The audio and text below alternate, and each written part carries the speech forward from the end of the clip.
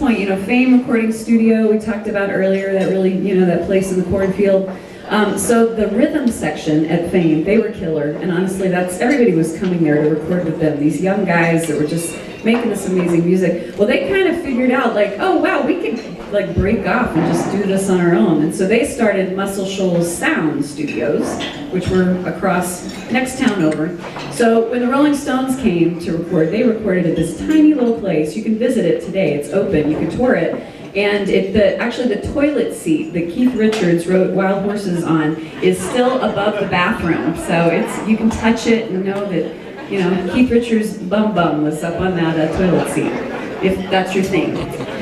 But it's pretty small. It was like a coffin. They used to sell coffins there for the cemetery across the street. And all of my grandparents and all my relatives are buried in that cemetery across the street. And I like to imagine that maybe my great-grandmother's funeral was being held on the day that the Rolling Stones recorded Brown Sugar. That just would be really cool, wouldn't it? One can dream. So the songs they recorded there were Brown Sugar, Wild Horses, and then we're going to do a song for you that's an old blues song that was originally recorded by the Blind Boys of Alabama and Mississippi Fred McDowell. It's called You Got to Move.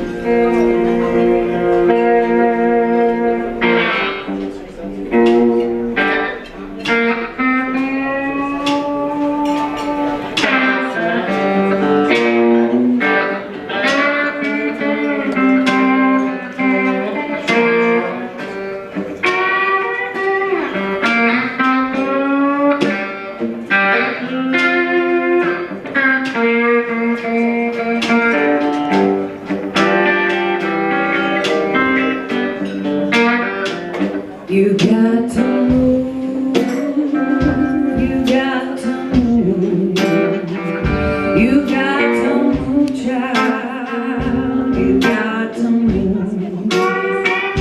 Oh, when the Lord gets ready